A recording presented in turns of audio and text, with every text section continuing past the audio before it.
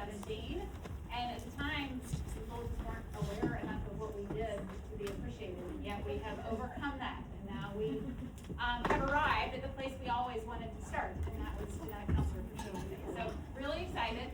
We've got an amazing lineup today. We got a couple of patients that are going to share their stories and their experience with genetic counseling with us, and then we're going to play a fun little game to introduce you to some of the newest genetic counselors in the Stanford community, and then we're going to give out some very prestigious awards with high-value prizes, and make a couple of announcements, and then end with dinner and happy hour, and hopefully get a good group photo at the end. So we might just like try to all congregate there for a group photo, but hopefully it'll be a lot of fun. I am Marianne Campion. I'm one of the co-directors of the Master's Program in Genetic Counseling here, and if there's any of you I haven't met yet, please come find me afterwards because I would love to get to know you. And my challenge for you today is during the happy hour to try to get to know some new faces, some people that you haven't yet interacted with. Are we okay online? Okay. All right, without further ado, oh, I can hear the, yep. Okay. If the folks online missed all of that, back me later. Without further ado, we will introduce our first speaker. So this is Dan Drydock Shockley. Had the pleasure of having Rachel Hoden as a genetic counselor. And Dan is a retired Navy Operation Desert Storm Enduring and Iraqi Freedom veteran, 13-year hereditary colon cancer syndrome warrior, diagnosed with APC mutation after his first and only colonoscopy at age 51, asymptomatic and with no family history. Underwent a successful total proctocolectomy with permanent ileostomy and pancreas-sparing duodenectomy resection surgeries. Wow, got that out. His purpose is now to educate healthcare providers, including genetic counselors, about attenuated FAP, continuing the legacy of Dr. Henry T. Lynch on the importance of early detection and prevention in hopes of saving lives. So without further ado, come on up. Thank you very much, Marianne. As you know, my name is Dan Drydock Shockley. So at 51 years old, I had my first colonoscopy, and we decided to do an upper and lower GI because I had a 14-pound unexpected weight loss from the previous year. So my GI doctor did the procedure, and the results revealed 100 polyps embedded through my colon, rectum, and anus. One of those polyps was causing an 80% blockage in my ascending colon. And I'm asymptomatic. I had no idea anything was going on. I didn't even know what they were talking about. So we sat down, and my GI doctor explained to me that I need to get you over to, at the time I was in Hawaii at the VA Medical Center, and it's on the same campus as Trip Army Medical Center, which is the flagship military hospital in the entire Pacific Theater. So I had an appointment with a certified genetic counselor at Tripler, and the state of Hawaii only has 5 CGCs at the time. So one of them was assigned to the Army. So we sat down, she said, I think you have APC mutation, however, we won't know until we do genetic testing.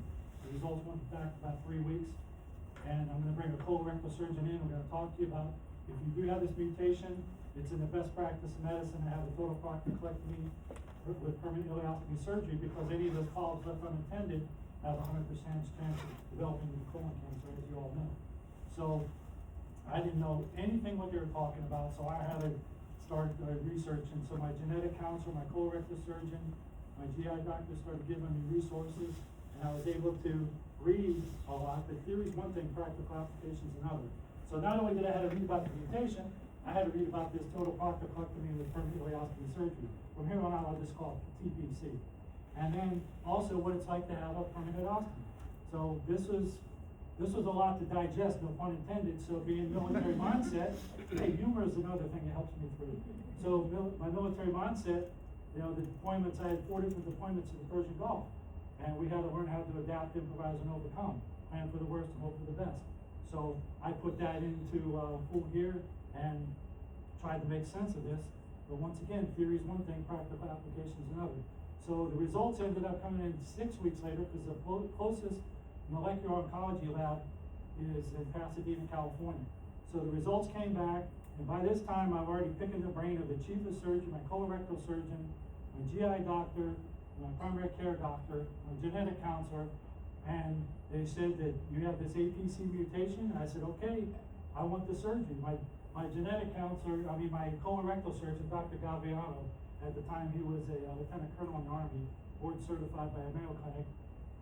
He retired a year and a half after my surgery, goes to work for Dignity Health in Phoenix. He's now their chief colorectal surgeon. So he says, I said I wanted the surgery. He goes, Daniel, that's what I thought you'd say. I've already scheduled your surgery. It's 2 weeks from today. So I had the surgery, and I had 35 staples midline. I had 13 staples where my anus used to be, and I recovered. It took a while. It beat me up pretty good, but I'm resilient. So, and then I had to learn about what it's like to have an ostomy. So my ostomy nurse at the hospital was amazing, and she equipped me. She had a DVD player. She would show me a Hollister DVD of the new ostomy patients, and okay, I can do this. And I've been self-sufficient ever since then. Now, the interesting part, if that isn't interesting enough as it is, that little did I know the attenuated FAP, because I'm 51, the window is 50 to 55. So we all know about the late Dr. Henry T. Lynch. Well, little did I know my genetic counselor and my colorectal surgeon and colleagues of Dr. Lynch through the decade. So guess who shows up in Hawaii 6 months after my surgery? Dr. Lynch. So I attended one of his lectures. My genetic counselor invited me to the lecture. She actually had me chauffeured down to the University of Hawaii Cancer Center for the lecture. She introduced me to Dr. Lynch in private, personally, before the lecture. Afterwards, we sat down, and we were talking. There was like 6 of us from Tripler, and we sat down, we huddled around Dr. Lynch, and we were talking. And Susan, my genetic counselor, goes, Dan, you got your DNA test results, don't you? I said, yeah. She goes, give them to Dr. Lynch, let him read it in front of us. And then, so he read it, and says, well, you've got a unique case of AFAP. And he goes, no family history. And I said, well, my parents and my maternal and paternal relatives all passed away. He goes, well, it's quite possible the mutation started with you. And I said, well, it's going to end with me because I don't have biological children. He goes, well, I recommend you have your routine endoscopic surveillance, and if you want, email me your pathology reports. I'll give you my feedback and insight. So I've been doing that through the years. The last communication I had with him was in September, October of 2018. Dr. Lynch passed away on June 2nd of 2019. It was a Sunday. You know what day that was? National Cancer Survivors Day. And Dr. Lynch, as you know, is a founding father of hereditary cancer research. He joined the Navy in 1944 at 16 years old, dropped out of high school. So I'm getting to know him now. We're sharing sea stories. And then he served on active duty for 2 years on 3 different campaigns. He got out, and back in the day, on the ships, the sailors would have boxing tournaments. They're called smokers. And Henry was a good boxer. He got out of the Navy and he started boxing. Well, he married his neighborhood sweetheart, Jane. And he came home one day and Jane says, Henry, this boxing gig ain't gonna cut it. You need to get yourself a job, a real professional. So he went to the VA and he started working on getting his college. So he was studying medical genetics, clinical psychology, and then in the late 50s he became a proctologist. And he had a lot of patients that were passing away of colon cancer. He suspected that colon cancer may not just be environmental, it may be hereditary. So he started applying for grants. They come back, Henry, you're way off. He goes, no, I think I'm on to something. Hey, he's proved everybody wrong. So he's a world-renowned leader. Lynch syndrome, of course, is named after him. So, so the least I can do now is to share my journey from the patient's perspective to educate healthcare providers, medical students. And I do this virtually, globally, and then I've done it, University of Hawaii, I've done it University of Texas Health Center in San Antonio. And this is my second time here because I did my Molecular Foundations of Medicine course last year.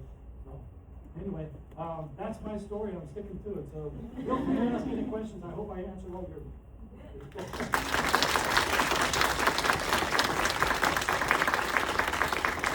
And I forgot to say, I talk fast. You're gonna have to listen fast.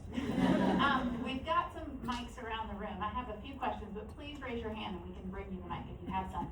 So, one question I had for you was around, did you know what genetic counseling was before you first met with the genetic counselor in Hawaii? And then what connected you to Rachel? So your genetic counseling journey is long. Wow, I forgot to cover that part. Well, the reason I ended up in California, in Palo Alto, the director of the GI clinic at Palo Alto VA, is he used to do a single or double point enteroscopy. So I was referred in 2014, or the VA flew me over here, and he said, okay, come back in 2 years. So I came back in 2 years, and I said, you know what, I'm just gonna pack my sea bag, literally, pack my oxygen supplies, and I'm gonna move, because I need to be close to Palo Alto. And, 5 years ago, last month, my endoscopic surveillance revealed a 3-centimeter adenoma in my jejunum, about 30 centimeters down. So, based on that, it wasn't there the previous year. Dr. Friedland, the GI doctor there, by the way, he's faculty here at Stanford. I didn't know that at the time. He's on loan to the VA, so I'm in good hands. And he said, well, Daniel, and I talked to him, I carry his binder with me in every medical setting. It keeps adding pages to it every year. And he says, Daniel, I recommend you have surgery. I said, well, what are we talking about, the Whipple? He goes, now there's a newer technology in the last 25 years called a pancreas sparing duodenectomy resection. I said, okay, well, I'll have to learn how to say that, but what is it? So he drew down, and he says, I said, what are my options? He goes, Johns Hopkins, Cleveland Clinic, Mayo Clinic, MD Anderson, and Stanford. I said, oh, Stanford's 2 miles up the road, I'll take that option. You have a surgeon that can do it, Dr. Brendan Visser, it's okay. I got referred to him, and I was here on campus 5 years ago last month to see him. He walks into the room, and he says, Daniel, I'm just gonna cut to the chase, because I know you know what's going on. He said, you need this surgery. I said, I want it. And so I said, also, I want a referral to a certified genetic counselor here at Stanford, because, we don't know what else is gonna happen. I mean, no one does, right? So this is the importance of early detection and continued surveillance. So I was assigned to Rachel, and we've been in contact, and I email her like every couple months, hey, is there a chance I can be a live case presentation? So, I'm like a pleasant pest, is it? My favorite patient. Yeah. But I enjoy what I have. I mean, I have this binder here has got all the endoscopic surveillance photographs, the pathology reports, my surgical reports, and I mean, literally, I live for this, because if it wasn't for Dr. Lynch's idea that hereditary colon cancer may not just be environmental, may be hereditary, I probably wouldn't be here. By the way, that large polyp, during the biopsy, it turned out to be an 8-centimeter high-grade dysplasia. It was a time bomb, and Dr. Gagliano was able to get the associated lymph nodes. So, here I am, and that's when I realized, hey, and I've been a live case presentation in Hawaii for my genetic counselor trip, and then I said, this is pretty cool, I like this. And then I realized that, now Dr. Lynch shared with me that he estimates that less than 0.03% of the global population are impacted by attenuated FAP, okay? There's no documentation on this, but Dr. Lynch shared that with me personally, so I'm hoping, and of course in the decades to come, I'm hoping that there's statistics on this, because I have colleagues, medical professionals in Singapore, India, the UK, and they know about the APC, they know about AFAP, but they haven't met a patient. So I said, well, let's collaborate. So Rachel and I were communicating, and she says, Daniel, would you be interested in doing a comprehensive DNA test? We test for 148 gene mutations. I said, sign me up. So we did it, and less than 10 days later, I think, we called me up. And she goes, normally I have the patient come in, but I did pretty good with this, so I'm gonna let you know, you've got schwannomatosis in your 22nd chromosome, and to go with your APC in the 5th chromosome. Asymptomatic, no family history. Both the Shockleys and the Wilsons have no idea where this came from. And I go back to England. And no one over there knows about the Shockleys. So we came from England, I just keep asking questions, but yeah, I got connected with Rachel, and then here I am. So we just continue to, share my journey, and it's all about the importance of early detection. And this is a great time for the family members to get together for their gatherings and ask questions.